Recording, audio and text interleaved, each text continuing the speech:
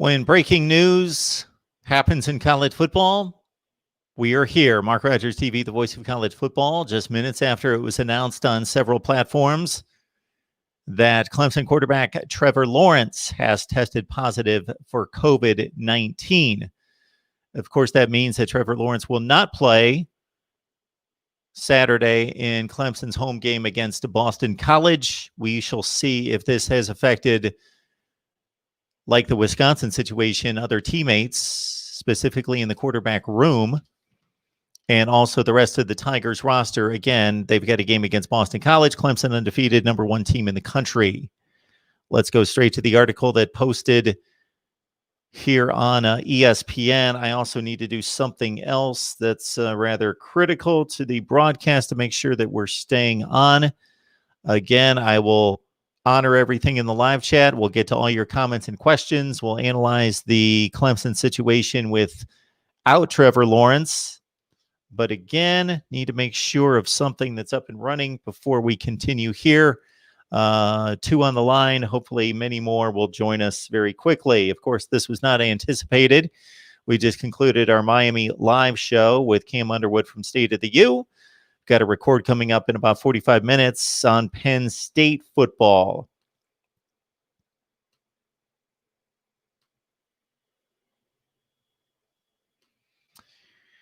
So I believe that this story was first reported by NFL Network. This is the article from David Hale on ESPN.com. Clemson Tigers quarterback Trevor Lawrence has tested positive for COVID-19 and will miss Saturday's game against Boston College, according to multiple sources with knowledge of the situation. Again, NFL Network first to report. Lawrence is a front runner for the Heisman. Okay, we know that. Now comes the statement from the university. Oh, it's expected soon. The statement from Clemson. Okay. The rules set forth by the ACC's medical advisory group require anyone testing positive for COVID-19 to isolate for at least 10 days after the test before returning to practice, assuming they are no longer showing symptoms. That should also put Lawrence at risk for missing the November 7th showdown with number 4 Notre Dame. It's Thursday night. Depending on when the positive test came through, it's Thursday night. 7 days from now is next Thursday. Do the math. That takes us to next Sunday, November 8th. So I don't know how they work around getting Lawrence past the ACC guidelines to make him eligible for the Notre Dame game. Interesting. While Lawrence has never missed a start for Clemson since taking over the offense in September of 2018, he did go down with an injury in the first half of the first start against Syracuse that year. Chase Bryce, of course, now the starting quarterback at Duke, came on in relief and led a fourth quarter comeback to preserve the Tigers' perfect record. Clemson went on to win the national championship. Bryce is now the starter at Duke, transferring. That likely leaves true freshman DJ. And I guess I have referenced this a number of times in talking Clemson football. The backup quarterback, I didn't know that he was the main backup. I guess with Bryce transferring, I should have known this. Yeah, DJ. That I now am forced to listen to some kind of game broadcast or something and phonetically write down how to pronounce his last name. I'll have to do that.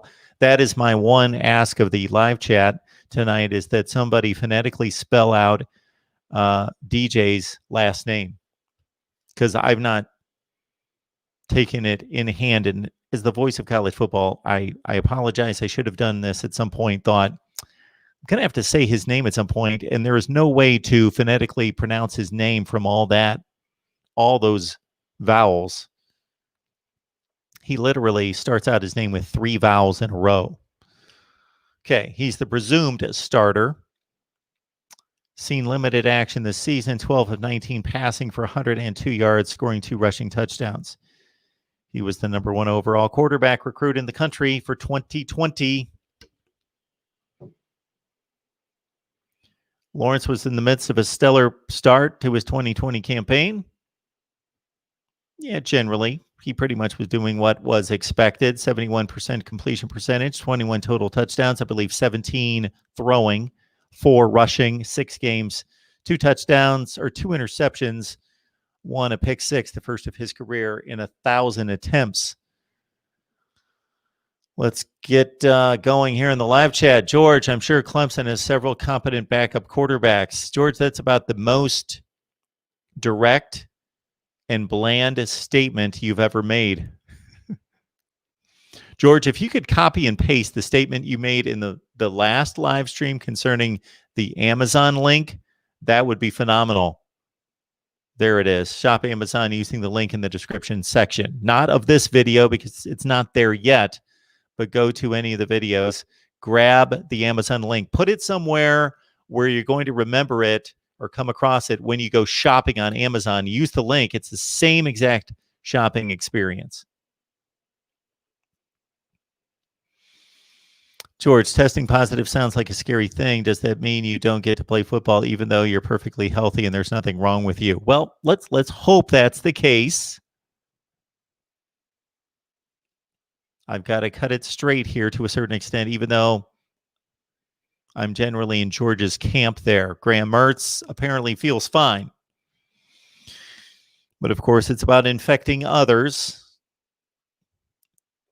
I don't make this statement lightly. I'm just making this as a statement of truth based on my perspective, based on all the news and information that I absorb both from college football and real life news, hard news out there. Okay. The first cases in America were sometime in January or February. The outbreak came in March. The athletes first hit campus the first week of June is when there were dozens and dozens of major college campuses across the country that allowed their athletes to come back on campus and, of course, instituted all the guidelines and the safety measures and the testing. Okay, so we immediately, within days, first heard of college athletes being tested positive. And that was in mid-June.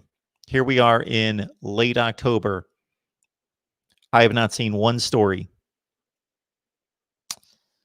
I'll take that back. I believe I saw one story concerning a Louisville athlete. But I would think all the major players out there, the ESPNs and the Foxes and everyone who has the resources to go find the heartbreaking type stories, and I say that in a very literal way, that we would have seen a story about an athlete who had a very, very adverse response to contracting the virus to the point of death or even less. I've not seen that story. I've not seen that story.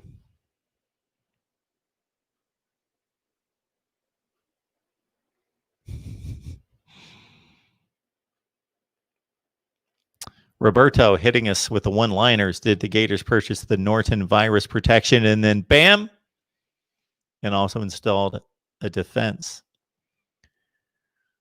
Curveball. Mark, why do offensive players not get charged with targeting when they lower their head and lead with the helmet and hit the defender's helmet?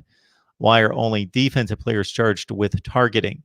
Curveball, I saw you post that comment, that question in the previous live stream. I apologize I didn't get to it. Of course, we were focused on Miami football.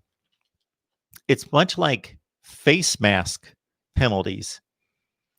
I saw a running back called for face mask last year at some point in the season, and I was shocked because we see the same thing. I think you're basically asking me in a rhetorical way because there is no response to it because I'm not the officials and I've not heard from the officials to defend that interpretation of the rules and that implementation of the rules because the offensive player should be held in the same regard. We're talking about physical safety. Same thing with the face mask. An offensive player should be charged and penalized for face masking, just like a defensive player. And I see these running backs stiff arm, grab the face mask, and whether they grab it or not, make contact with a face mask, which is a penalty, and it's not called. Same thing with this. I don't know that I've ever seen an offensive player called for targeting. I believe I have at some point, but versus the hundreds that have been called on the defensive side, I got to think that it's more frequent than what we see.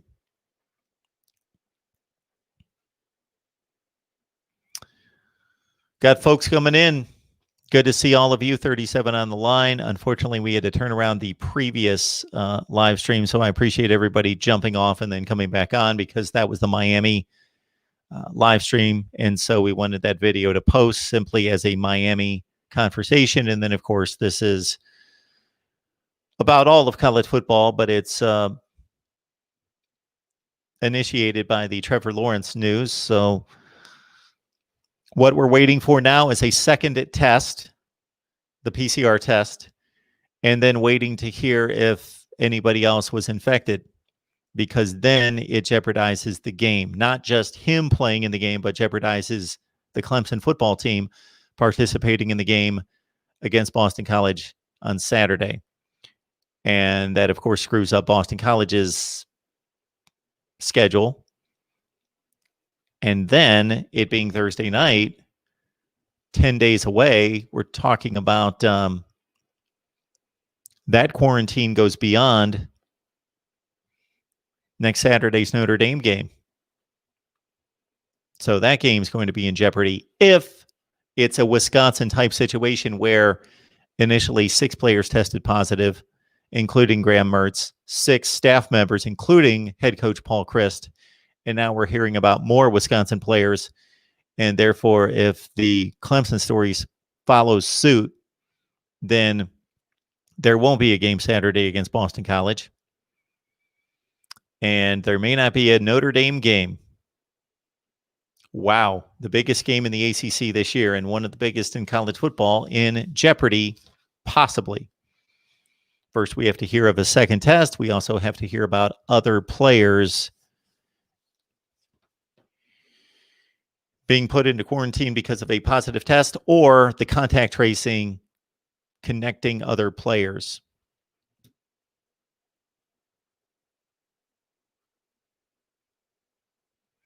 As Dalton lets us know, DJ was the number 1 quarterback in the 2020 class. Roberto, he's going to start versus BC. And what's next week's opponent? Notre Dame in South Bend. Curveball, what? Mark changes the video in like 2 minutes and the Miami helmet disappears. Man, if I had a rabbit goose in your yard, it would go. Talking Trevor Lawrence, talking the big story here, Curveball.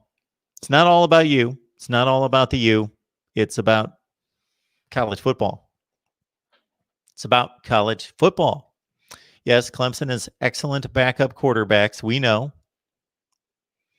Does this hurt his Heisman chances? Well, just missing one particular game? No. And I hope that nobody that's voting for the Heisman takes any of this into consideration, meaning would hold this against him. I don't believe so, but the Heisman voting public is questionable as is. There are questionable voters voting for the Heisman. We have some people that actually know a lot about college football and cover it consistently and watch a ton of it and know the history that don't have Heisman votes. And we have other people who don't know anything or very little who have Heisman votes.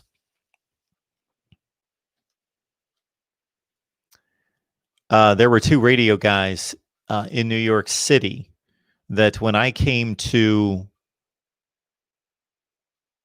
Connecticut, I first listened to these guys, and they're phenomenal. They no longer have a radio show together, but they did for a long, long time.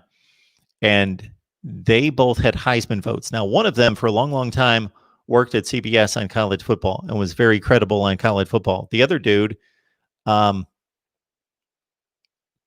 just watched like 3 games a year. He watched Ohio State, Michigan in the Iron Bowl and a couple bowl games or something, and had no idea.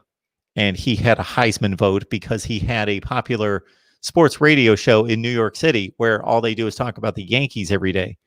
And then they talk about the Giants and the Jets from August to January, and they talk about the Knicks a little bit. But they talk about the Yankees incessantly and never talk about college football unless there's a 1-2 matchup. And that guy had a Heisman vote. So, yeah. It's similar to when it was reported that there were Major League Baseball writers voting for the Gold Glove Award, and they awarded a Gold Glove to Rafael Palmeiro at first base for the Texas Rangers, who was a fine fielder. The only problem is he only played 28 games out of 162 at first base that year because he was hurt.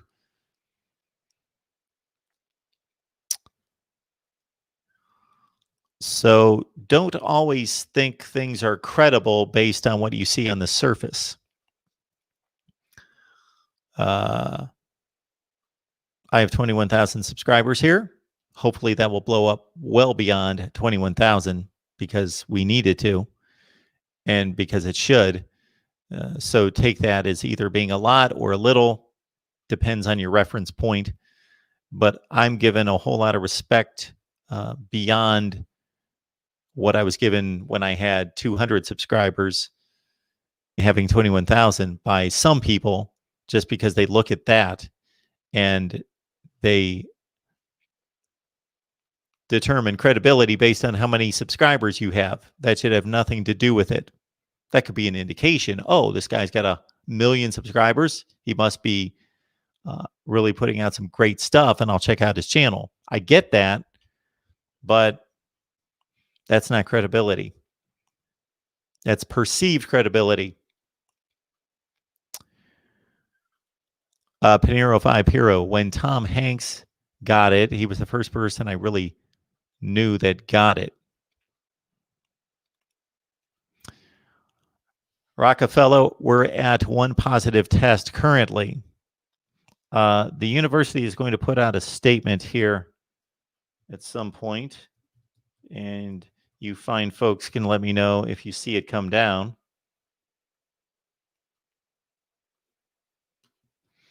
But for right now, it's just Trevor Lawrence, and we've got a halftime score at Georgia Southern. Georgia Southern 10, South Alabama 10. Wisconsin reported 6 cases yesterday. They're up to 16.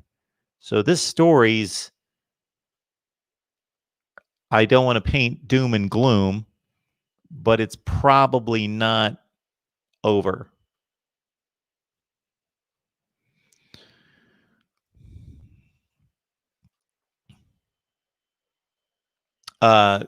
Oh, this is phenomenal. We need to get Jace Bishop on here. He needs to be covering Clemson football for us directly. He talked to Trevor just a few minutes ago. False positive.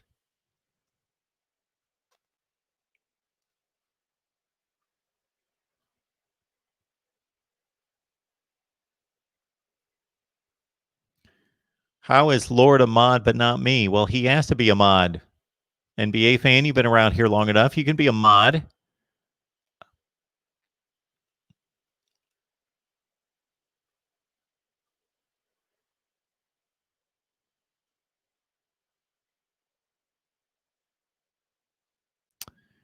Donby, he's on to me.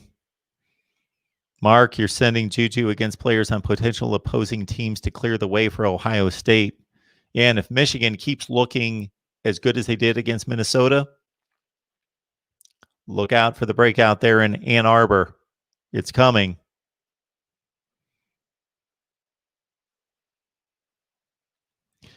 I really don't think that Clemson will be a 21-point favorite at Notre Dame. No.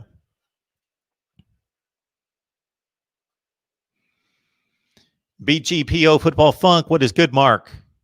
There's a lot good going on. There's a lot bad out there in the world, but it weighs out between the bad and the good. I'm going to go with the good. I'm going to go with the good in life. Going to go with the good, and somebody wants to call me.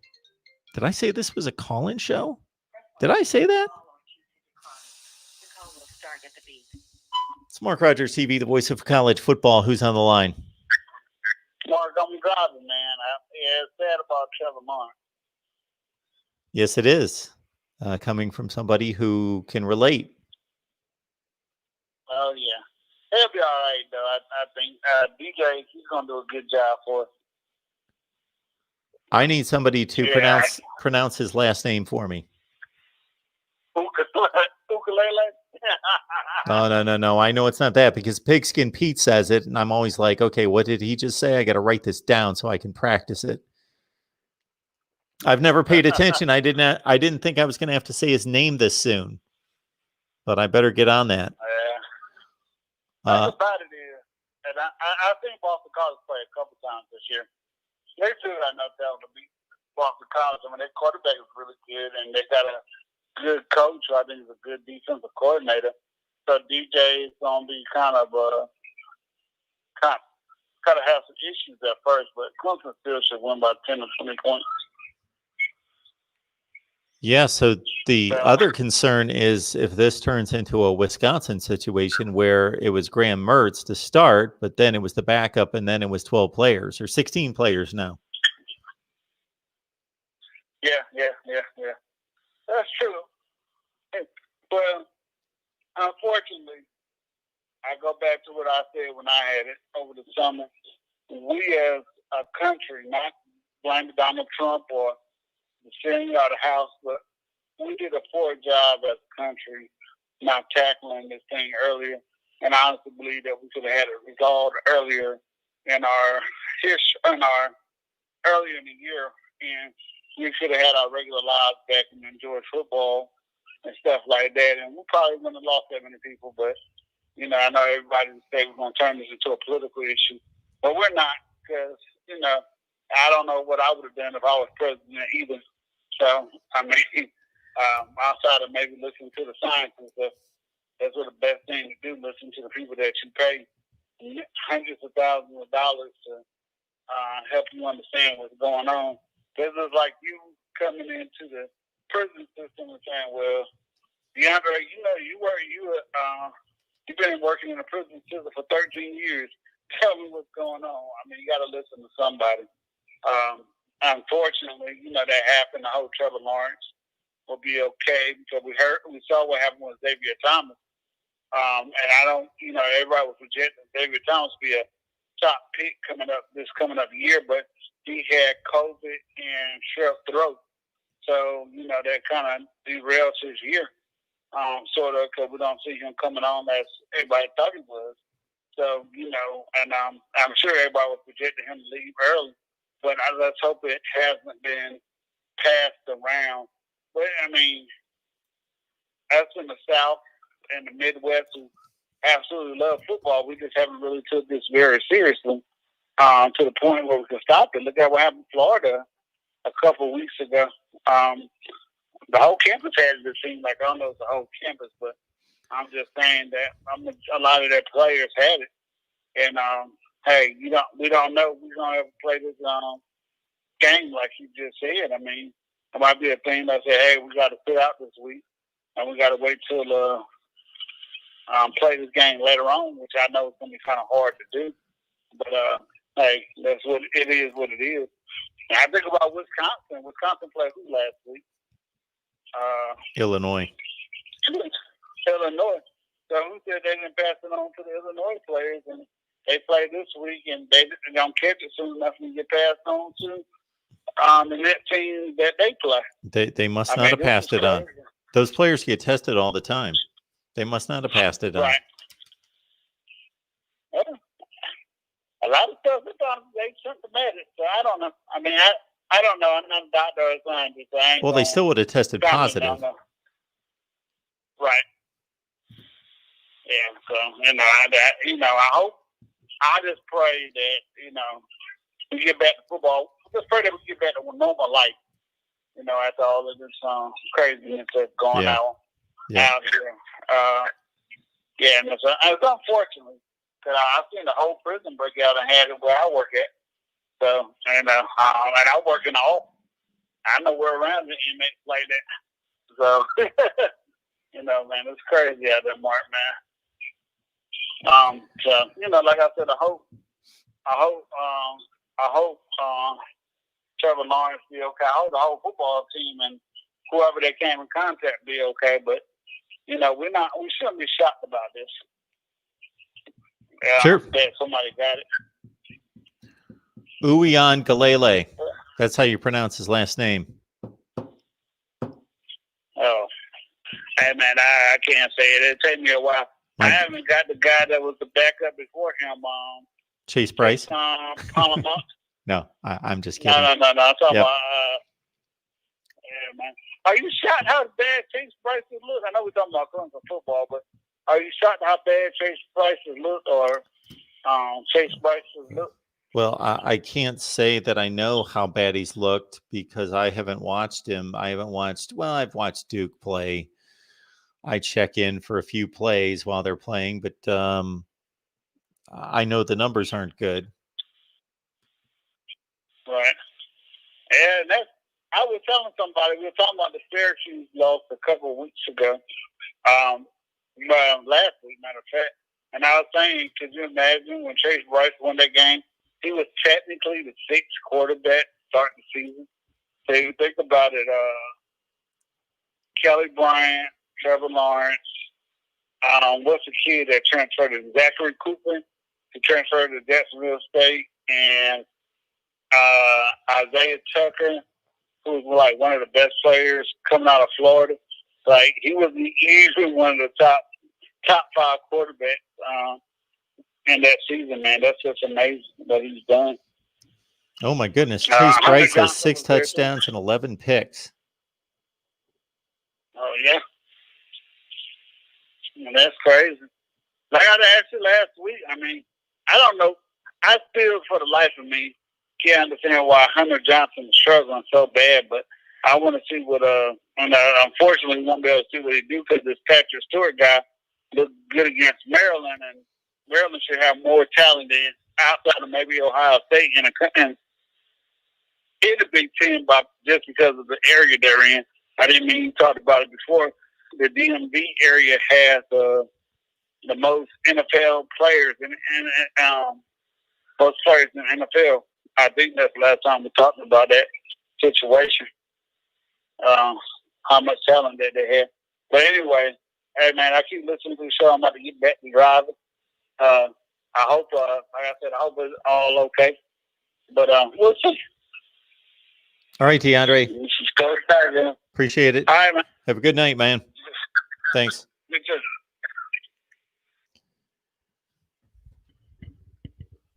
Jimmy 86 pulling through for me right there. DJ, who we got? Oh, I just had it down. I just wrote this down. Yeah. Uwe Aganle. Lele. Uwe Aganle. We'll get it. Uwe Aganle. I got to look at it. I can't keep it memorized. I got to keep the pronunciation right there. I got to read it off until the muscle memory cranks in there. All right. DJ Uwe Aganle. Okay. Thank you, Jimmy. Appreciate that. Also had Dalton chiming in on the pass interference. Should they be reviewable and or any other fouls that currently aren't reviewable? Oh, I understand what you're saying, Dalton, because there are bad calls on the field. I just don't know how we arrived at this point where we've been able to make it through both NFL and college football history without all these plays being reviewed. How did we arrive? You know, I've often thought, I think God has more important things to do, maybe. But if he could just snap his fingers and all the calls in the history of football could be corrected That would be crazy because I think we would have maybe different Super Bowl champions or different conference champions in college. Who knows how much would change? Pass interference. It's a judgment call because now you're also talking about holding. Should we review those? I just think that's way too much to take on. We're going to be playing 5-hour football games, and I understand trying to get everything accurate, but pass interference is a judgment call. It's not. No, I do not think that should be reviewed because then we are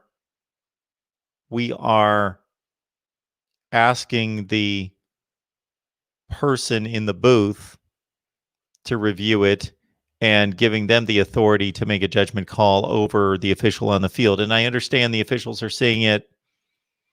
The officials are seeing it in a split second and trying to make a call. And it would be easier to make the call, as all of us get the opportunity to do, with replay. But my goodness, why we could take the officials off the field and just have every play go to review, and they could tell us exactly where the ball should be spotted. Because I'm sure the officials screw up the spot of the ball by this much, and then that much on the next play, and then by that much, and then by this much, and then the spot of the ball. That, you talk about inaccuracy, the spot of the ball. When these guys go out of bounds,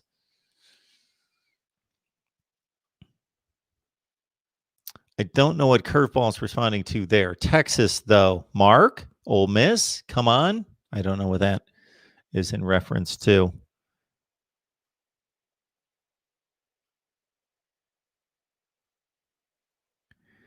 George is asking and requesting, or maybe he's demanding, that the ACC be dissolved.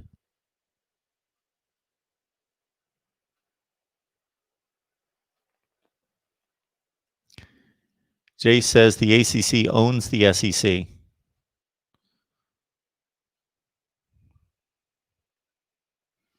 Basketball season's coming, Jace. Wrong show, Jace. We want you here, though. Jace, we do want you here. So maybe you'll become a football fan. But for right now, yes, the ACC does own the SEC, I would guess, in basketball. I haven't really watched basketball in like 15 years.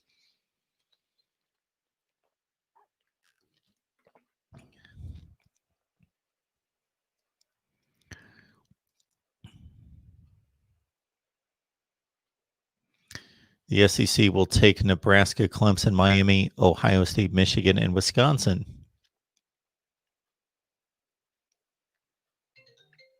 Oh, my goodness. More people know my phone number. And no, it's not my phone number. All right. I guess I'm taking calls tonight. Mark Rogers TV, the voice of college football. Who's on the line? Hey, Mark, it's George. How you doing? Hey, George. What's going on? Have I got your phone number memorized or what? I don't know. I can't see you. Call. Is it 860-325-3687? Is that right? That's it. You got it. I did it. I finally memorized it. And I posted it in the chat. See, you noticed that, right? Over the last 20 or 30 videos. Well, yeah, I've noticed you posting it in the past. I didn't necessarily want it posted tonight, but that's fine. I'll take some calls. No, I just actually memorized it for the first time. I don't need to look at the paper anymore. And I'm guessing you called for a reason. Yes. What a great year. Even with all the dysfunctionality and the crazy political shit, you have to admit there's some good storylines here this year. Sure there are. It's college football. I know. Georgia is a good storyline. They don't have a quarterback. Isn't that funny? That's a good storyline. Georgia had 35 5-stars, but they didn't have a quarterback. That's just hilarious. We could talk about that all week. Well, they've got a couple 5-star quarterbacks. They just don't play those guys. Look, Nobody knows, man. That's so confusing. Nobody knows what's going on in Athens. Kirby Smart won't tell anybody. It's all a big secret.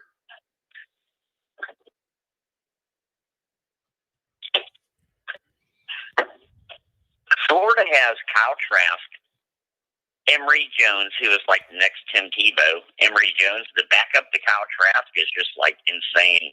Wait until he starts.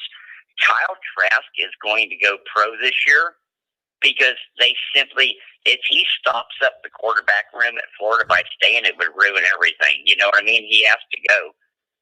Go in the first round, go in the second round, go have your career.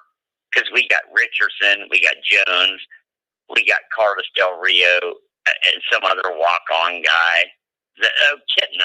Kitna's son. We have Kitna's son, just for fun. He's like our Stetson Bennett, Jason Kitna's son.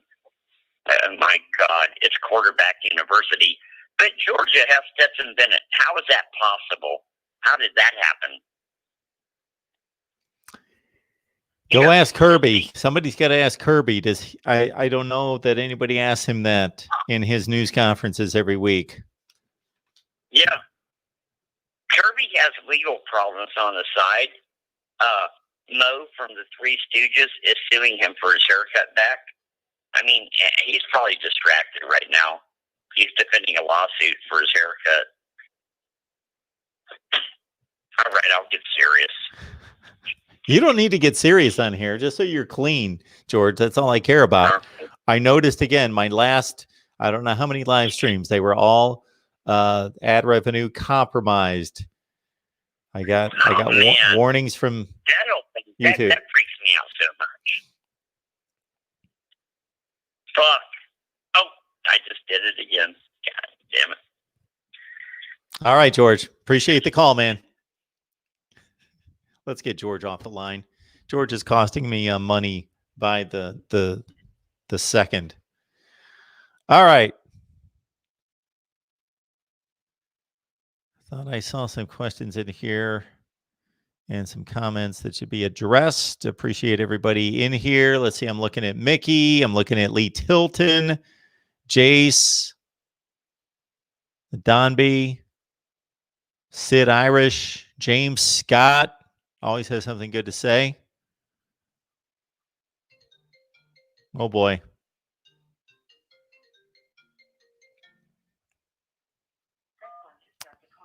This is George. This is going to be like a 3-second phone call. Mark Rogers TV, the voice of college football. Mick D, what's going on? How are you? I'm okay. I mean, I want to talk about you think including this Trevor Lawrence thing. First of all, I hope he gets better because obviously COVID, depending on who you are, it might be nothing, it might be something severe up to death. So I hope he gets better. And his absence, though, is not going to matter against Boston College. They're going to win the game against Boston College, no matter who's the quarterback. In my opinion, they can run direct snaps to Travis Etienne the whole game and win the game. In my opinion, so I don't think it really affects this game. And they get Notre Dame on November 7th. They're going to need Trevor Lawrence on November 7th, in my opinion. So hopefully he's back by November 7th. I believe the ACC, their rules are 10-day quarantine. So actually, November 7th is exactly 10 days away from today. So hopefully he'll get the okay and go ahead and get to play against Notre Dame. I'm not so sure about that. I think if you do some addition there, 7 days from today would be next Thursday. So You're right. Friday's 8 and Saturday's 9. Sunday is 10. I don't know how they're going to get around that. And I guess he's not going to be playing against Notre Dame. If that's the case. But that really sucks. That really sucks if you're a Clemson fan there. Well, I don't know. I don't know if this second PCR test has come through, though. Okay. I don't know if this report, when they reported Graham Mertz, they reported that one day and then said we're awaiting the second test, the PCR test, the more accurate of the tests tomorrow, and then that was still positive. And so Trevor Lawrence, in reading the 2 articles that I did, it just said tested positive. It didn't say that there's going to be a second test, but I would assume that that's just talking about a first test and not a confirmed second test. Yeah, I mean, I'll be honest, I don't know all the logistics about the whole COVID testing thing, but I hope that he does play against Notre Dame, though. That I do, even though ACC will say 10 days, and I miscalculated my math there just to show you how I'm not really that good at math, but I mean, basically, yeah, I do hope he plays against Notre Dame, even though as of right now, 10 days, he doesn't come back to Sunday. So, and hopefully if he doesn't play against Notre Dame, he'll win. I want to get to a few other things as well. I see that you're doing Nebraska live streams, which is great. I would have popped in there to talk about their situation, but I was doing something at that time, and let me just say, for the Big Ten not to allow Nebraska to play Chattanooga because their game got canceled against Wisconsin because of COVID issues is ridiculous. To me, there is absolutely no excuse for them canceling that game. I think Nebraska. I know the Big Ten probably hates Nebraska because of how the whole thing was handled, but there is no excuse for the Big Ten to step in and say, no, you can't play Chattanooga. Well, think about it, McD. When the Big Ten decided to come back, and even before they decided to come back, when they originally revised the schedule, what was different about the schedule than in previous years? What's different about everybody's schedules this year? No FCS opponents. Wow, conference schedule. Yes, the Big Ten is not playing any non-conference games. There's a reason for that. Whether you believe in the reason or think it's valid, it's still a reason that they're not playing non-conference games because they don't want to participate against schools of which they don't know their policies and their guidelines and their testing. And that's exactly what would happen if Nebraska played Chattanooga. I guess you're right, but I still think why not just play the game? But I get that your answer makes sense, though. I can't dispute that. But the football fan in me wants Nebraska play a game. Well, yeah, but, and especially if they were going to be able to go out there and grab. Can you imagine, like on a Wednesday or Thursday, Nebraska saying, North Carolina's got an open date. Let's see if they'll play. And North Carolina said, sure, we'll play. Yeah, that will be a really interesting matchup there. But I do believe that the Big Ten shot themselves in the foot with this 21-day quarantine. Mm-hmm. When you did the live stream, I caught the back end of it when you talk about Wisconsin shutting down all football activities. Yep. I don't understand. All I'm saying is CDC says 14 days. I don't get why they're going to 21 days. I don't understand it. So I hope, and what I think should happen is that I think Wisconsin should be forced to take an L, and I think that should be a win for Nebraska this week in that cancellation game. Yeah, I think that should be a forfeit on Wisconsin's end. They're not calling it a forfeit, which is garbage in my opinion. Sure. But, that decision was already made before they started playing. They already knew how they were going to handle teams and games that could not be played.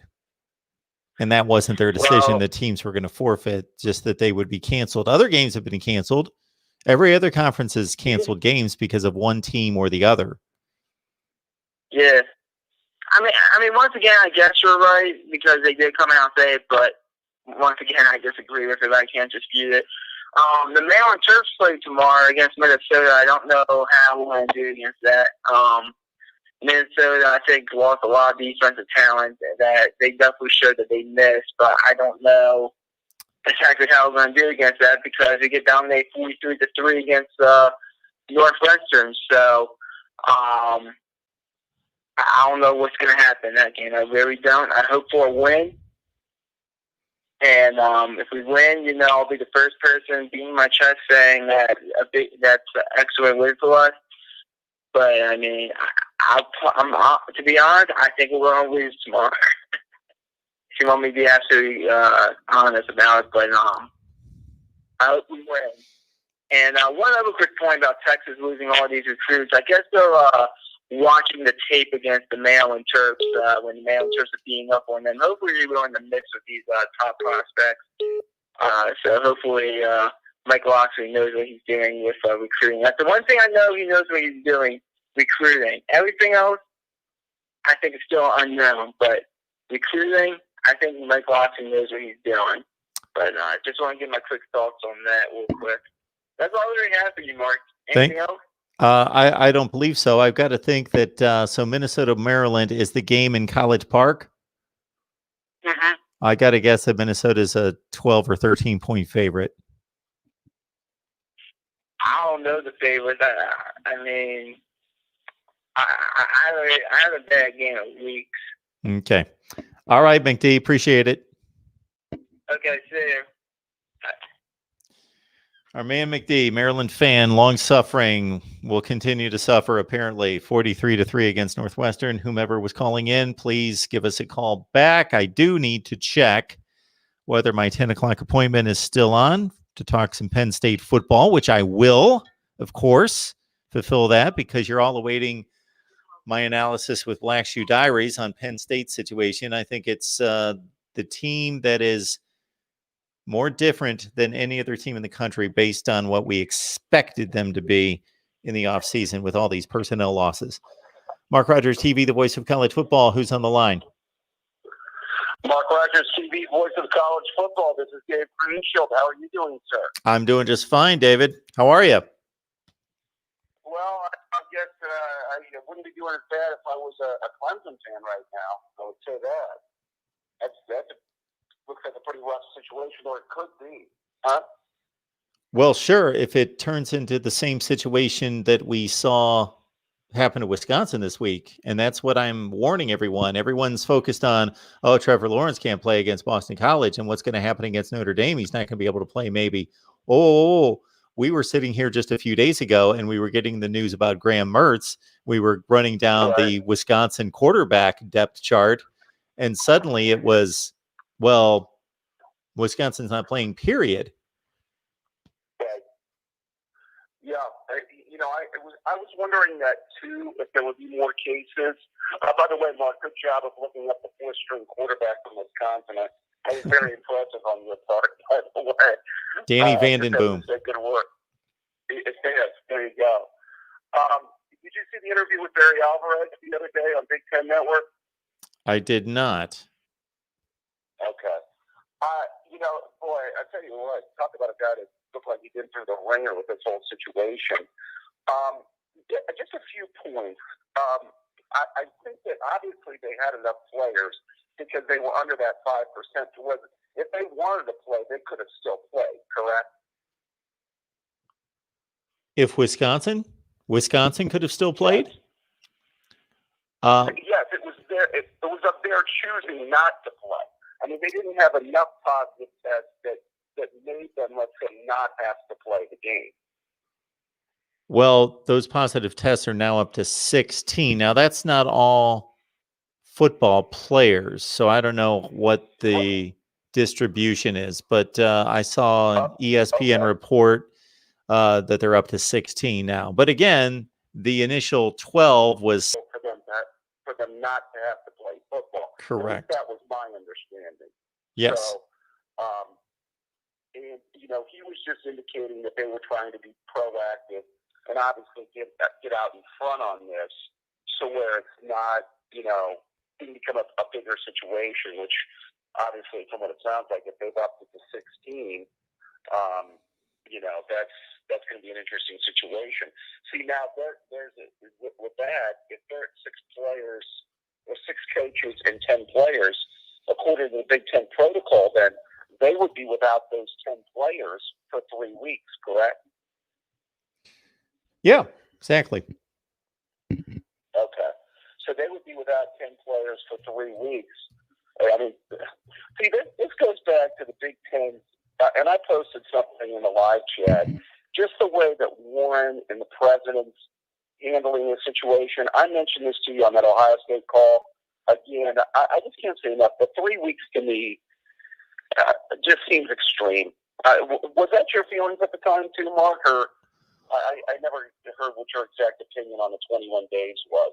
Oh, I've said it several times. Not only do I think it's extreme, and I rarely go to the degree of trying to determine motives or incentives. I usually just take decisions for what they are and don't try to, again, extend it to a motive or an incentive. But based on how much they kicked and screamed to put this season on the schedule, you got to wonder whether there's a little sabotage involved, or just to show people, hey, we told you what was going to happen. Right. Yeah, I personally think what happened there is I basically think that Warren and the president say, okay, we're going to we'll let you have football, but we're going to set up these obstacles. We're going to make you jump through these hoops for you to have it, basically. You're going to have to meet these guidelines. And if something does happen, then, the punishment, and then we're going to be, they feel that they're trying to be, responsible here and proactive and all of those things, I think, by setting those measures in place. You think that was their line of thinking there? Because that's what I think it was. Yeah, that seems like a fair point.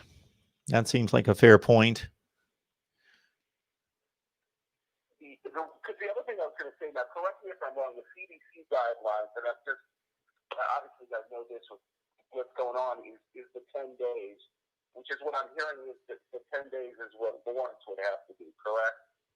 Sure. Yep. Sorry, just saying that it's Lawrence. I mean, or if it's those other players, it would be 10 days too. If it's more than Lawrence, it would be 10 days then, correct? I'm sorry, what was that? Well, if it's Lawrence, or you said it could be more players, Mark. So if it's Lawrence or any of those other players, it would be 10 days before that they could resume, Sure. correct? Sure. Okay. And just to double check, that's going to be ACC, SEC, Pac-12, and Big 12 guidelines. I think that's for the 5 conferences guidelines, if I'm not mistaken. Yep. That is it. Okay. That is it. Okay. I just wanted to make sure. Because, I mean, to be honest with you, Mark, and I'm not, I hear some of the people in the live chat, I mean, we're all just a few steps away. I mean, we were talking about this with Steve Gates on his podcast. I mean, if Justin Fields tests positive for COVID, or if any of our key players test positive for COVID, I mean, we're in a world of hurt, just like anybody else would be. Sure. So, these things can, come back to bite you, just as they can a lot of other teams right now as we live through this whole situation. Yeah, everyone's in the same boat, trying to be as safe as possible.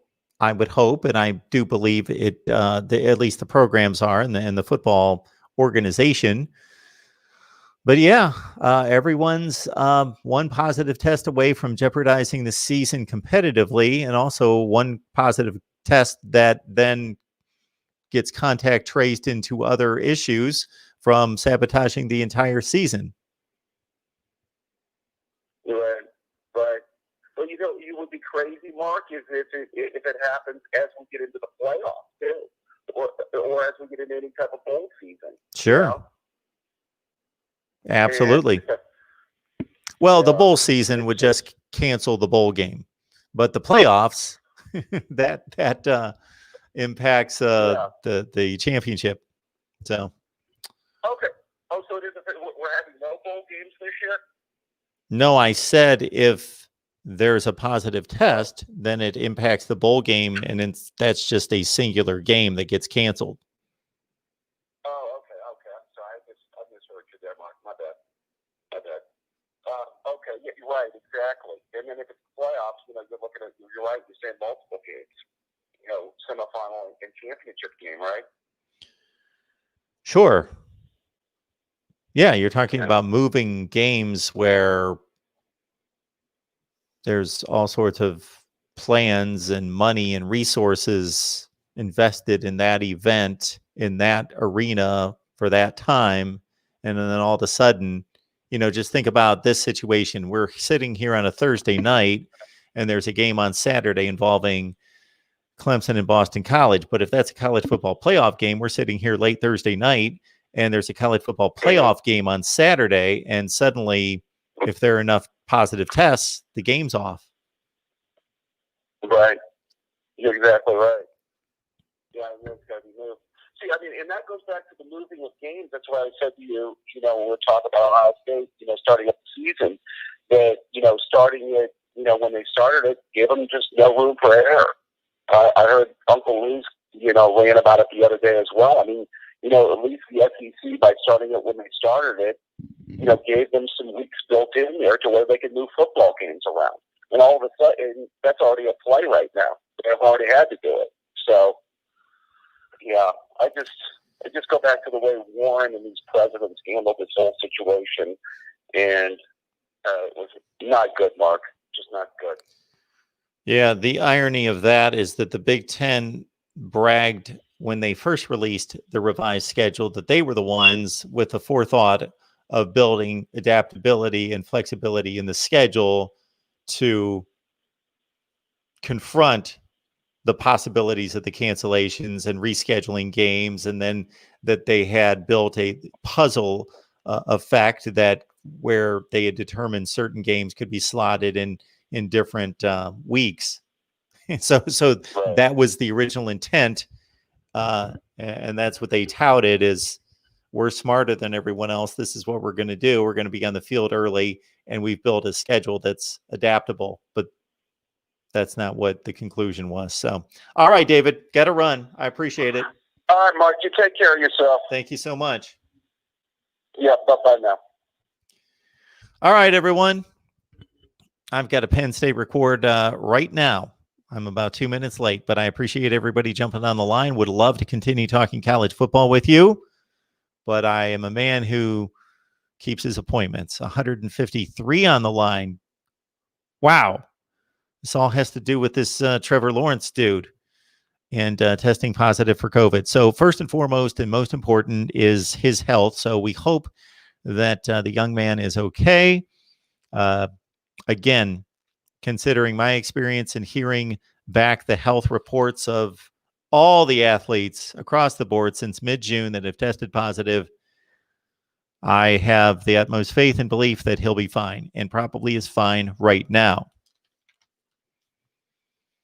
Clemson, Boston College canceled, or not canceled, I'm sorry, will be in jeopardy if this follows the same line as the Wisconsin situation. So again, everybody, we appreciate it. Please like, share the videos on social media, subscribe right here at Mark Rogers TV, the voice of college football. We will be back tomorrow with more college football. We got videos coming out constantly. Please lock it in. We will see you soon. And for the 164 on the line, of course, you've missed a great discussion. So please, the video will post like that within the next 10 or 15 minutes and become part of the rewatch squad as well. Right here at Mark Rogers TV, the voice of college football.